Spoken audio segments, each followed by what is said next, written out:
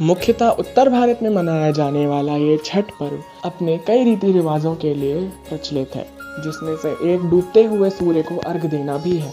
पर शायद आप में से बहुत लोग ये नहीं जानते होंगे कि भगवान सूर्य इस पूजा के मुख्य देवता नहीं है। वो इस पूजा में परिवार देवता के रूप में पूजित होते हैं। वास्तविकता में सूर्य के द्वारा हम छठ देवी या षष्ठी देवी की पूजा करते हैं।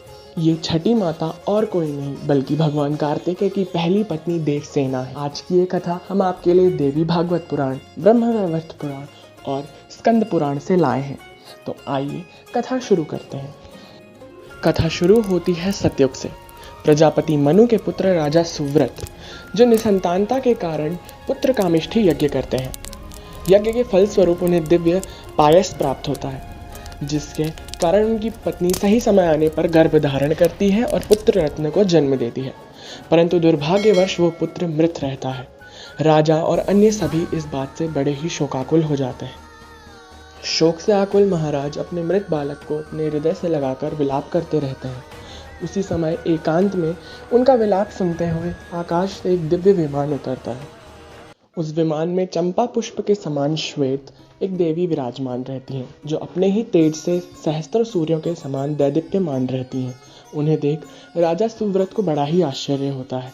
वो उनसे निवेदन करते हुए पूछता है कि हे भगवती, हे भामिनी, आप किनकी भार्या हैं, किनकी पुत्री हैं तथा आपका क्या कार्य है, मुझे ये सब बतलाएं। वे देवी मुस्कुराते हुए राजा को कहती हैं, मैं भगवान ब्रह्मा और इंद्र की मानस कन्या तथा भगवान स्कंद की भार्या हूँ। भगवान ब्रह्मा की कठिन तपस्या से प्रसन्न होकर देवी परा प्रकृति ने उन्हें दर्शन दिए और उनके आग्रह पे ब्रह्मा को ये वरदान भी दिया कि वो बहुत ही शीघ्र अपना अंश अवतार लेंगी, जिसमें वो भगवान कार्तिकेय की शक्ति होंगी तथा देवताओं को सामर्थ्य प्रदान करने वाली भगवती होंगी और दैत्यों से उनकी रक्षा करना उनका परम धर्म होगा। वो अंश उनका छठवां अंश होगा, इसलिए उन्हें षष्ठी कहा जाएगा।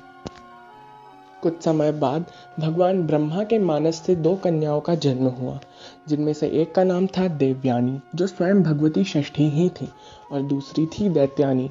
दोनों ही कन्या बड़ी ही सौंदर्य और शक्ति से संपन्न थीं, जिसके कारण असुरों के दल उनका नित्य पीछा करते और उन्हें पकड़ने की चेष्टा करते। एक समय तो यह आया कि दैत्यायनी देवताओं का साथ छोड़ दैत्यों की हो गई और तभी से उन्हें दैत्य सेना कहा जाने लगा। वहीं दूसरी ओर देवयानी, जिनके मन में पुण्य और धर्म था, उन्होंने देवताओं से सहायता मांगी। उनकी पुकार से देवराज इंद्र पहुंचे और असुरों का नाश कर दिया। तब देवयानी को अपनी पुत्री मान देवराज इंद्र उन्हें अमरावती अपने पुरी को ले गए। दूजी ओर भगवान शिव भगवती पार्वती के साथ सुखी दाम्पत्य जीवन बिता रहे थे और सभी देवताओं को ये आशा थी कि वो शीघ्र ही अब देवताओं के लिए एक सेनापति को प्रकट करेंगे, जो उनका ही पुत्र होगा और तारकासुर का वध करने वाला होगा। ऐसा हुआ भी। कुछ समय बाद भगवान शिव ने भगवान अग्नि के सहयोग से एक षडानन पुत्र अर्थात 6 मुखों वाले पुत्र को प्रकट किया, जिन्हें कार्तिकेय कहा गया। भगवान कार्तिकेय सभी गुणों से संपन्न थे। उन्होंने अपनी योग्यता और लीला से ये सिद्ध कर दिया कि वो देवताओं के अधिपति या सेनापति कहलाने के सर्वथा योग्य हैं। दूसरी ओर देवराज इंद्र ये जानते थे कि उनकी पुत्री देवयानी कोई सामान्य कन्या नहीं, स्वयं भगवान स्कंद की क्रिया शक्ति और परा प्रकृति का षष्ठांश भगवती षष्ठी है। इसलिए उन्होंने स्कंद को देव सेनापति बनाने का निश्चय किया और साथ साथ में भगवान शिव और पार्वती की अनुमति से स्कंद और देवयानी का विवाह भी तय कर दिया। बड़े ही उल्लास और उमंग के साथ भगवान स्कंद और भगवती देवयानी का विवाह संपन्न कराया गया। अब देव सेनापति देवयानीपति भी हो चुके थे। विवाह के पश्चात देवताओं ने भगवान स्कंद की अगुवाई में असुरों के विरुद्ध युद्ध छेड़ दिया।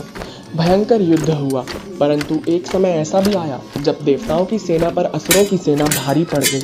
तब सभी देवता अपनी रक्षा के लिए अपनी अपनी पत्नियों को आगे करते हुए भगवती षष्ठी की शरण में पहुंचे। सभी देवियों ने उन्हें विजय तिलक के रूप में उनकी नाक से लेकर मांग तक वंदन तथा सिंदूर चढ़ाया। तब देवताओं की रक्षा करने हेतु रण में हारे हुए देवताओं को बचाने के लिए भगवती षष्ठी स्वयं ही देवताओं की सेना का रूप धारण कर लिया। इसी कारण से उन्हें जगत में देवसेना भी कहा जाने लगा। हे राजा सुव्रत, मैं वही देवसेना हूँ जिसने हारे हुए देवताओं की रक्षा के लिए रण में सेना के रूप में आविर्भाव किया था।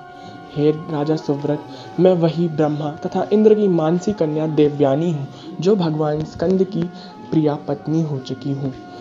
मेरे ही द्वारा संसार के समस्त बालकों का पालन और लालन होता है। मैं ही सूतिका ग्रह की स्वामिनी हूँ। मेरा ही पूजन और यज्ञ करने से संतान सुख की प्राप्ति होती है। तब मुस्कुराती हुई देवी छठी ने सुव्रत के मरे हुए बालक को खेल खेल में ही जीवित कर दिया और सुव्रत से कहा, हे राजन, तुम सबसे बड़े धर्मात्मा हो, परंतु इस सृष्टि में श्रम के बिना भगवान भी तुम पे प्रसन्न नहीं हो सकते। इस हेतु से तुम सारे जगत में मेरी पूजन और स्तुति का नियम निर्धारित करो। मेरी जो भी पूजा और आराधना करेगा, मैं उसे समस्त ऐश्वर्यों से परिपूर्ण कर अपनी शरण में ले लूँगी। ये कह के वे देवी अपने विमान के साथ अंतर्ध्यान हो गई। उसी के बाद से राजा सुव्रत ने छठ पर्व का आयोजन करना शुरू किया।